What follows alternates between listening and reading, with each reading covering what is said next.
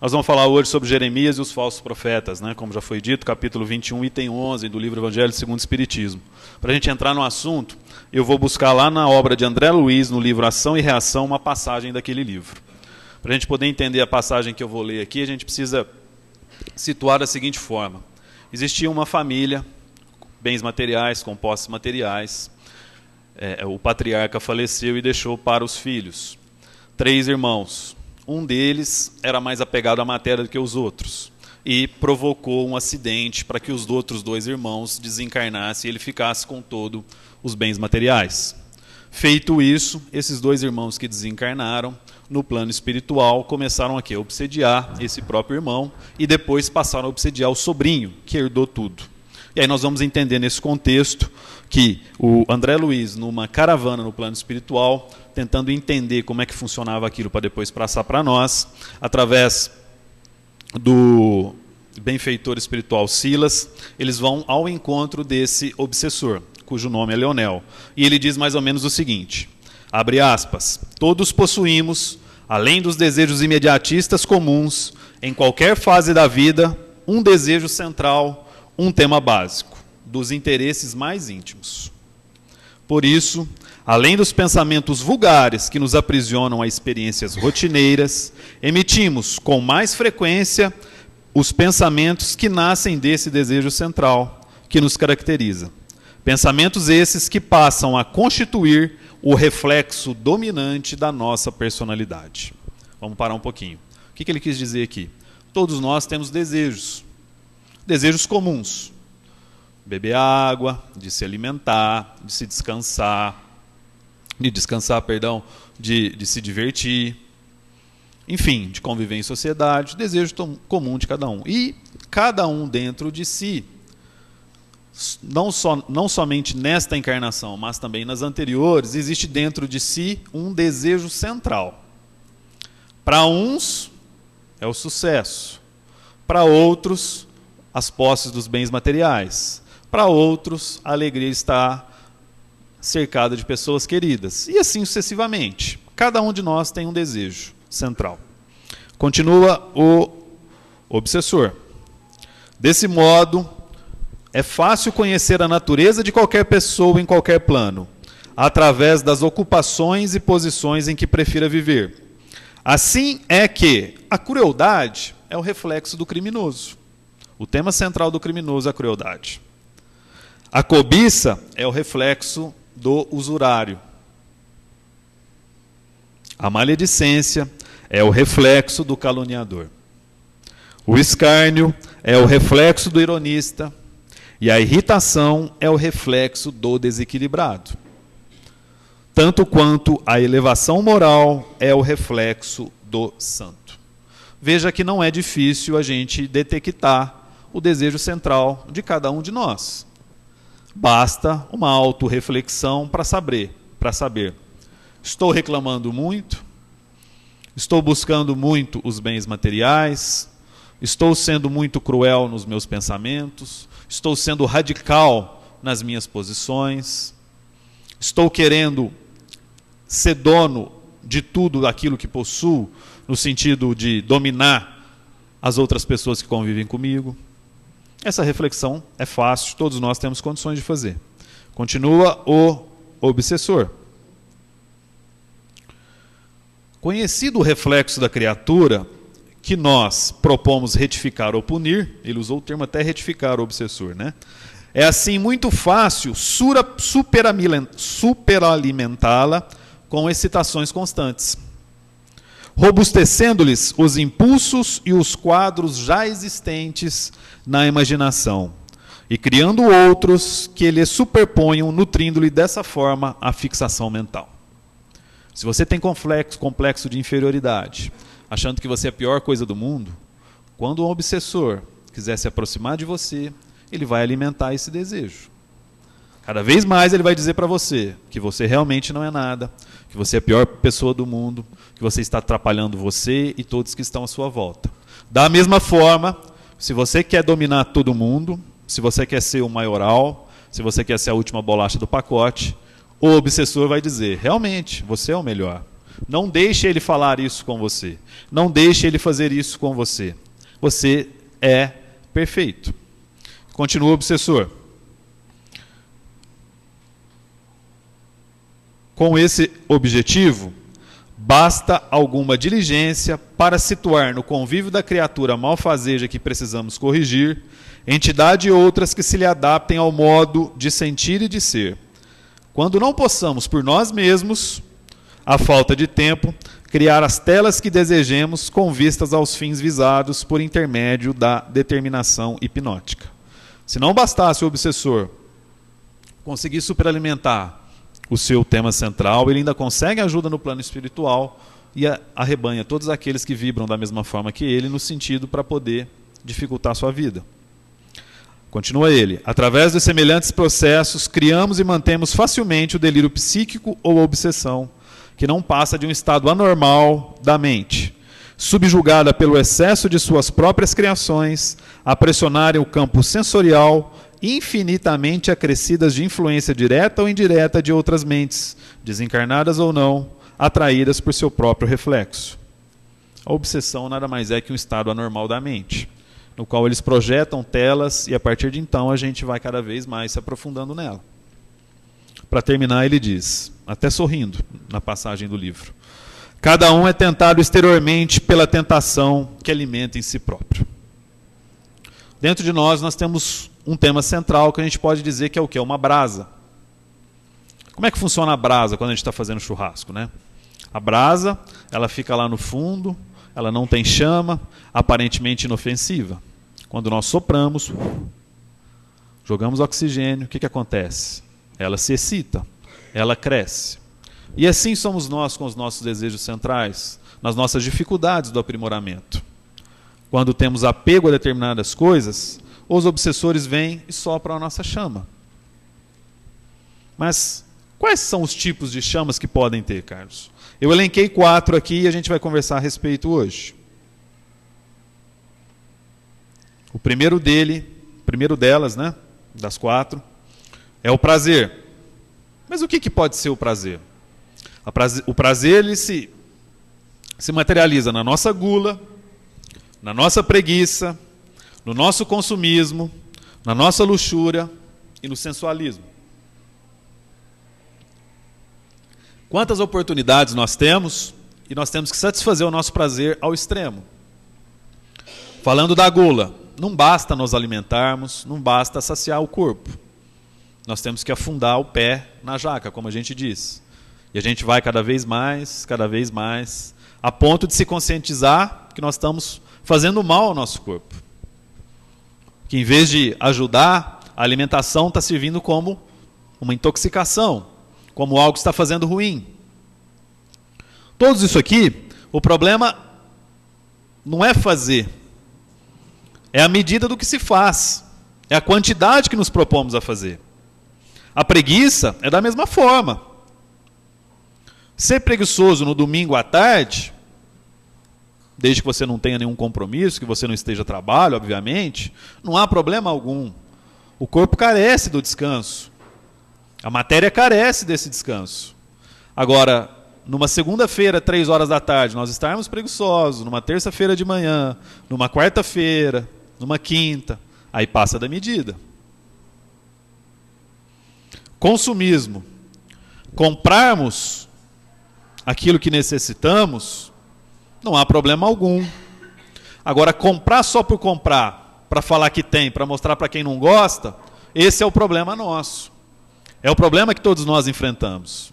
O nosso aprimoramento moral nos pede essa atenção, nos pede essa vigília.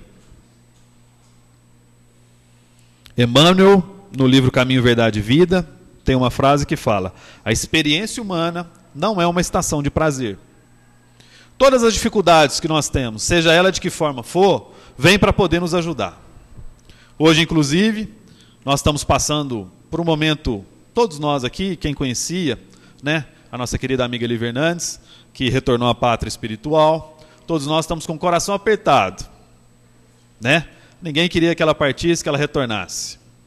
E nós estamos falando de uma doutrina que nos mostra que isso faz parte. Que a verdadeira vida é a de lá. não é a de cá. Mas ainda assim, por mais que dominamos a teoria, por mais que falemos, por mais que explicamos, por mais que estudamos, quando acontece, nós sentimos.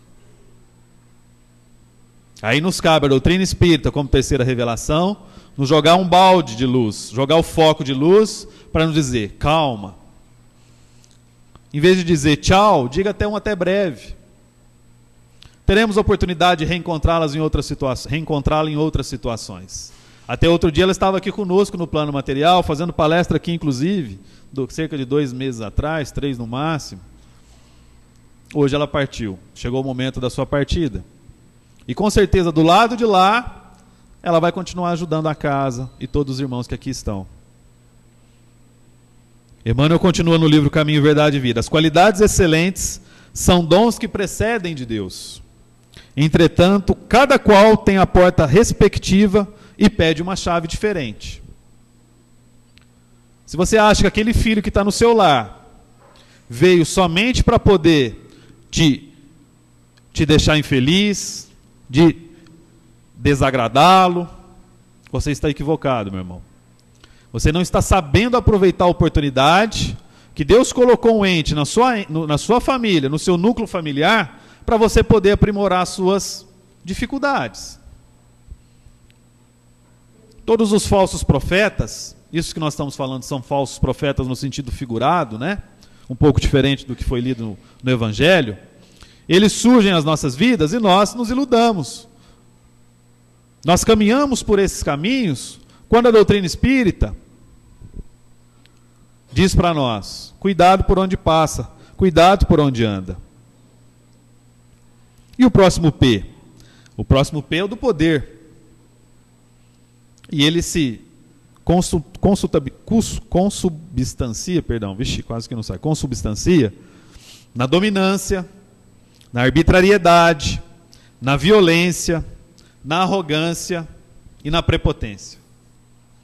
Levante a mão aqui quem nunca teve um desses atributos, para não dizer defeitos.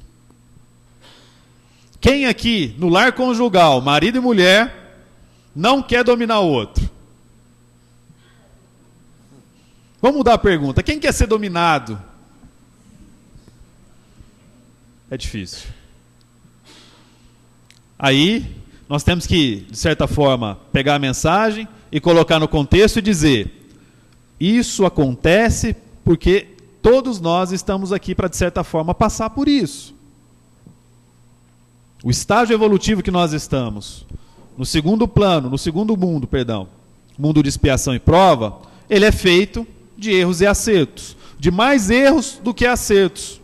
Ah, Carlos, então eu estou tranquilo, ufa, você tirou um peso agora, então quer dizer que eu posso continuar dominando a minha esposa. Não, não é assim. Pelo contrário. Muito será cobrado a quem muito foi dado. Se você sabe que você está trilhando o caminho errado, distante de Jesus Cristo, você precisa mudar. Porque se você persistir nesse caminho, você está plantando algo para colher algo muito ruim lá na frente. Como eu devo me portar, Carlos? Como nosso Senhor Jesus Cristo nos portou. Todas as vezes que você tiver dúvida, como faço, ou se não faço, ou como devo fazer, lembre-se de Jesus. Jesus, enquanto testado, não jogou a pedra. Jesus, enquanto testado, não traiu ninguém. Jesus, enquanto testado, sentou com aqueles que precisavam. Com os leprosos, com os doentes, com aqueles que estavam excluídos da sociedade. Ele não teve a arbitrariedade, não teve a violência, não teve a arrogância e não teve a prepotência. Quer dizer que eu tenho que ser igual a Jesus, Carlos? O espelho que nós devemos, o farol, o ponto de referência, o exemplo a ser seguido, é o nosso Senhor Jesus Cristo. Ah, mas é muito difícil, eu não sei como é que eu faço. Certa vez, um monge, está registrado no livro de Henry Longfellow, Christus, eu não lembro agora a outra parte do nome, mas um monge vivia num convento, e esse convento tinha por tradição, por trabalho, por atividade, receber as pessoas do povoado.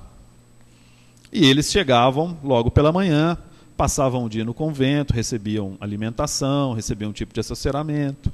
E cada dia no convento era um monge que ia recebê-los. E tinha um monge especificamente que rezava muito, que pedia a presença de Jesus Cristo. Ele acreditava, ele tinha fé, mas ele queria ter contato com Cristo. Queria ter contato com o Nazareno. Rezou muito por isso, rezou muito por isso. Evidentemente, no dia que esse monge estava destacado para fazer a abertura lá do convento às 5h30 da manhã, ele acorda e vê uma luz muito forte no seu quarto. Tinha tido um sonho, uma premonição, acordou num momento de muita leveza e uma luz muito forte no quarto. Ele meio que acordou, ficou ali olhando, de repente era Jesus se materializando a ele. E ele, logicamente, agradecendo: ó Senhor, quanto eu te esperei, quanto eu quis o Senhor aqui, todas as minhas orações é para que um dia esse momento acontecesse. Cerca de 2 minutos depois, começa a tocar o sinal de que era a hora de abrir as portas do convento. E o monge destacado para aquele dia era ele. Lá fora, uma multidão de pessoas aguardava a abertura do convento. Dentro do quarto dele, Jesus. Ele olhava para um lado, olhava para o outro, para onde eu vou, com o coração partido, ele foi abrir. E deixou Jesus. Fez atividades do dia, com o coração, um peso na consciência muito grande, né, por de certa forma ter escolhido, trabalhou, etc. e tal. Quando ele volta, Jesus continua lá. E diz mais ou menos assim para ele: eu tinha certeza que você faria a escolha certa, por isso que eu vim. E nós, quando temos a oportunidade de escolher as coisas, fazemos as escolhas certas, dentro do nosso lar, quando nós descobrimos que um ente familiar é abençoado, né, e eu falo a palavra abençoado, com uma doença grave, com uma doença considerada incurável, nós agradecemos a Jesus, agradecemos a Deus pela oportunidade que nos está sendo concedida, ou achamos que estamos sendo perseguidos? Que Jesus descobriu o nosso número do WhatsApp e veio atrás de Deus para poder cobrar as nossas faturas. O grupo de estudo que nós fazemos aos sábados, e registro novamente o nome da Lívia aqui, porque ela fazia parte do grupo, e tenho certeza que vai continuar ajudando no outro plano, a gente estudando cura espiritual, nas entrevistas que fizemos, nos foi dito mais ou menos isso. Infeliz daquele que não sabe aproveitar a oportunidade que tem diante de uma doença grave, para poder fazer uma autorreflexão, para poder considerar os valores realmente que tem riqueza no plano espiritual. Aquele que acha que está sendo perseguido, que Deus é ingrato, não aprendeu a lição. Vai ter que repeti-la. Ao passo que aquele que agradece, que tem a resiliência, a humildade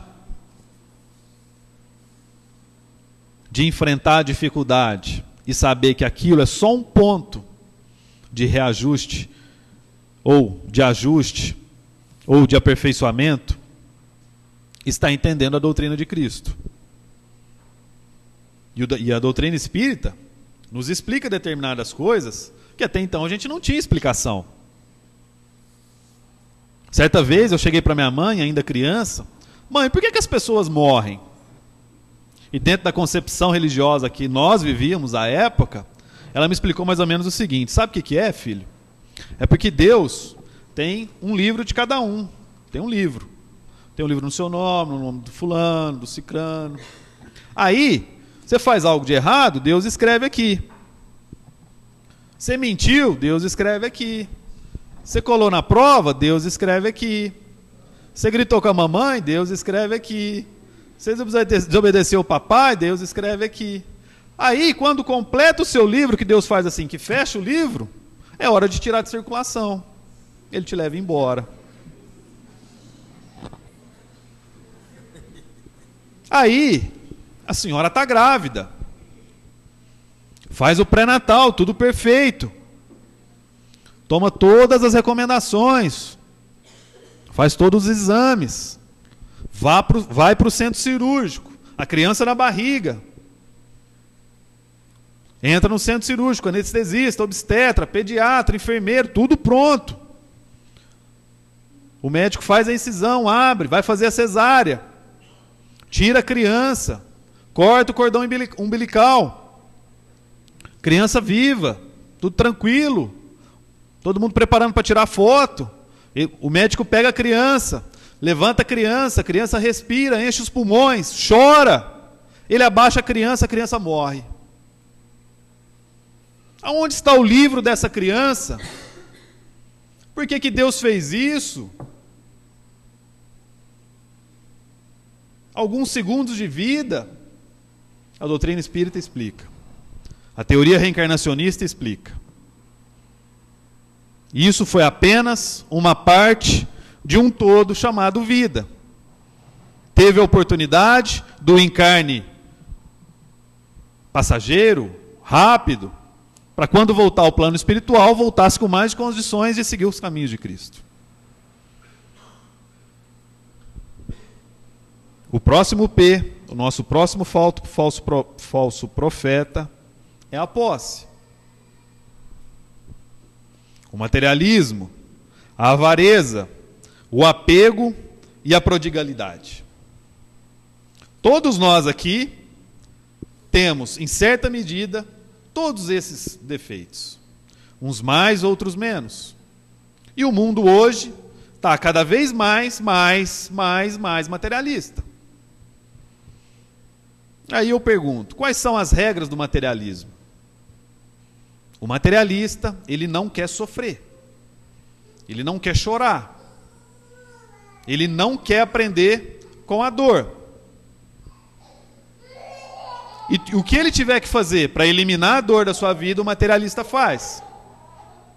Ainda que isso possa provocar em outro, no próximo, algo muito ruim. Emmanuel nos explica no Caminho Verdade e Vida. A tarefa doméstica nunca será uma válvula para gozos improdutivos, porque constitui trabalho e cooperação com Deus. O homem ou a mulher que desejam ao mesmo tempo ser pais e gozadores da vida terrestre estão cegos e terminarão seus loucos esforços, espiritualmente falando, na vala comum da inutilidade. Quem diz isso não sou eu, é Emmanuel. Se você rechaça, se você afasta de si o dom, a bênção de educar um filho, você não está sabendo aproveitar a encarnação que lhe foi dada. Se seu filho te dá trabalho, agradeça a Deus o filho trabalhoso que você tem. Porque quanto maior o desafio, maior o resultado. Se seu filho se revela para você um homossexual, agradeça a oportunidade de conviver com alguém dessa forma. Porque esse assunto, de certa forma, é um tabu que é tratado na nossa sociedade. E o movimento espírita está cada vez mais entrando nisso para poder explicar. Você não é homem, não é mulher. O seu espírito não é homem, não é mulher. Allan Kardec, na Revista Espírita de janeiro de 1866, coloca no artigo lá, qual é a alma da mulher? Temos que entender que hoje estamos homem ou hoje estamos mulher. Mas em encarnações passadas, fomos diferentes ou fomos iguais, ou em próximas encarnações, seremos diferentes ou seremos iguais. A forma da convivência, o amor, ele está acima de qualquer tipo de identidade de gênero. Feliz daquele que é criado por um casal de homossexual do que aquele que é abandonado por um casal de heterossexual. E nós temos que conviver com isso, cada vez mais, para poder aprender e evoluir.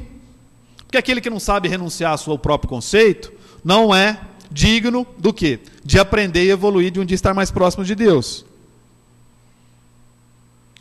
Voltando no P anterior, o poder, a nossa dominância, a nossa arbitrariedade, faz com que nós fechemos o nosso a nossa concepção, a nossa forma de entender as coisas, de achar que o meu ponto de vista é o mais adequado. A ponto de termos em discussão no Congresso, no Supremo, questões relacionadas a isso. Como se o caráter de cada um estivesse no tipo de roupa que veste, no formato que corta o cabelo, né?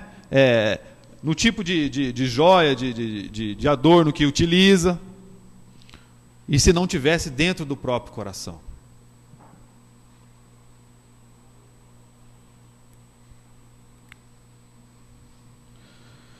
O apego e a prodigalidade, infelizmente, é algo que faz parte de todos nós.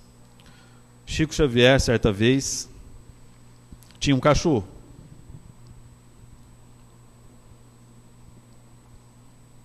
E esse cachorro do Chico ficou doente.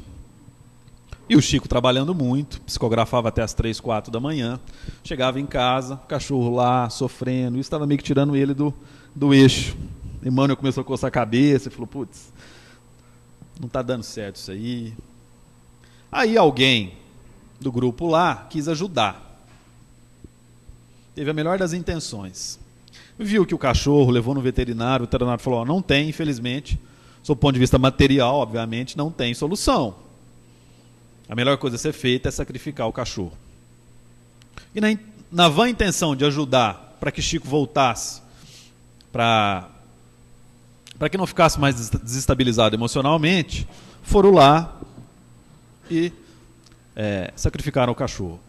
Aí o Chico chegou certa vez do grupo, espírita da prece em casa, e perguntou, mas cadê o cachorro? Ah, Chico, infelizmente ele foi embora, ele partiu, mas ele estava tão bem, não, levou no veterinário e tal, resolveram fazer, ele foi embora.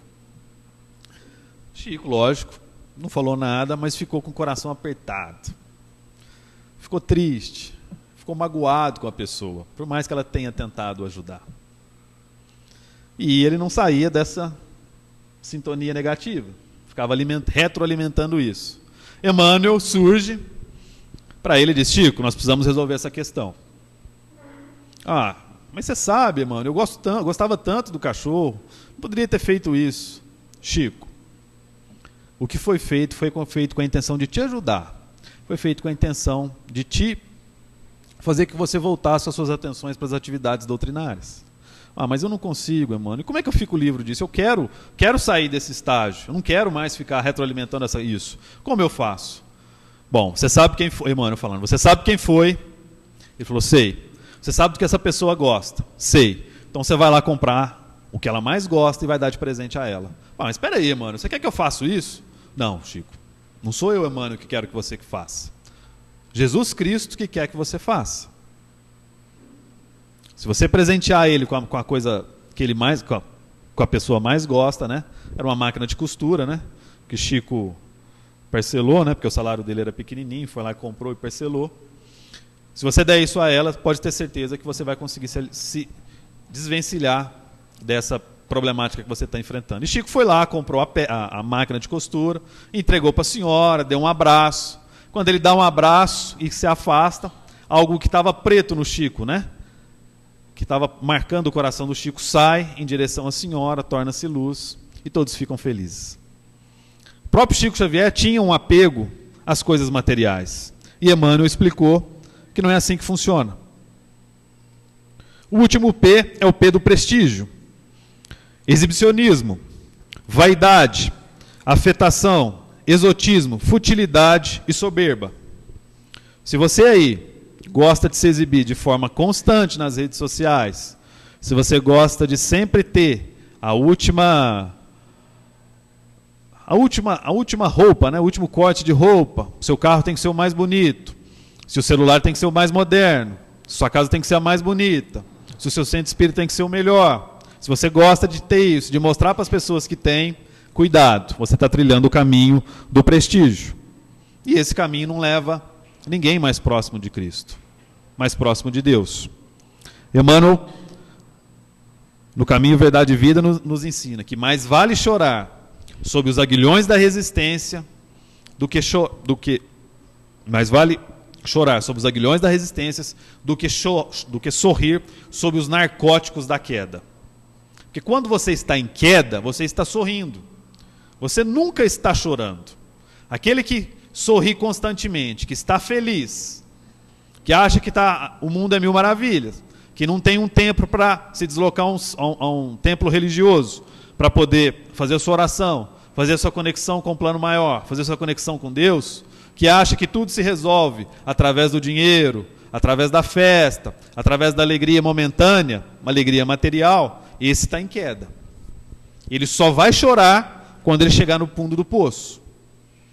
E pode ser que quando chegue no fundo do poço, ele não tenha condições mais de se reerguer nesta encarnação.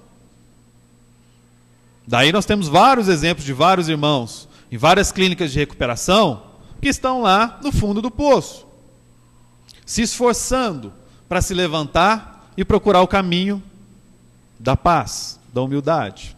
Porque se dinheiro fosse a solução de todos os problemas, não haveriam clínicas de recuperação, de reabilitação particulares.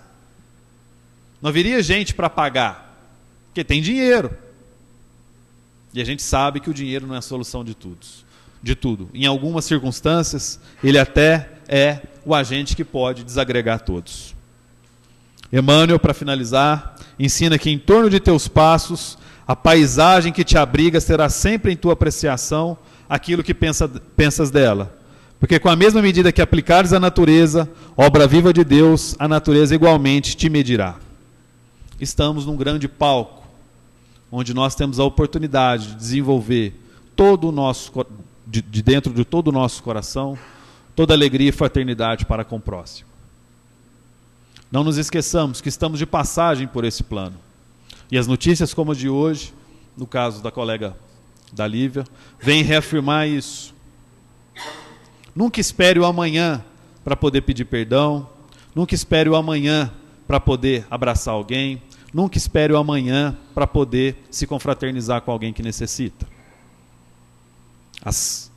Os hospitais, as casas de recolhimento, estão lotadas de gente que aguardam um abraço, aguardam um sorriso, aguardam uma palavra amiga, aguardam uma palavra de conforto e confiança. E todos nós temos condições de fazer isso. Todos nós, no nosso íntimo, temos condições de fazer isso. Porque invariavelmente somos nós que precisamos dessas palavras, mas tem dia que nós temos condições de fazê-lo. Porque a felicidade não é sobre ter todas as pessoas do mundo para si. É sobre saber que em algum lugar alguém zela por ti. É sobre cantar e poder escutar mais do que a própria voz. É sobre dançar na chuva de vida que cai sobre nós. É sobre saber se sentir infinito num universo tão vasto e bonito. É saber sonhar. E então fazer valer a pena cada verso daquele poema sobre a gratidão. Não é sobre chegar no topo do mundo e saber que venceu. É sobre escalar e sentir que o caminho te fortaleceu. É sobre ser abrigo e também ter morado em outros corações. E assim ter amigos contigo em todas as situações. A gente não pode ter tudo. Qual seria a graça do mundo se fosse assim? Por isso eu prefiro os sorrisos e os presentes que a vida trouxe para perto de mim. Também não é sobre tudo que o seu dinheiro é capaz de comprar, e sim sobre cada momento sorriso a se compartilhar. Porque quando menos se espera, a vida já ficou para trás. Segura teu filho no colo, sorria e abraça teus pais enquanto estão aqui. Porque a vida é trem-bala parceiro e a gente é só passageiro, prestes a partir. Que o nosso Senhor Jesus nos abençoe hoje sempre.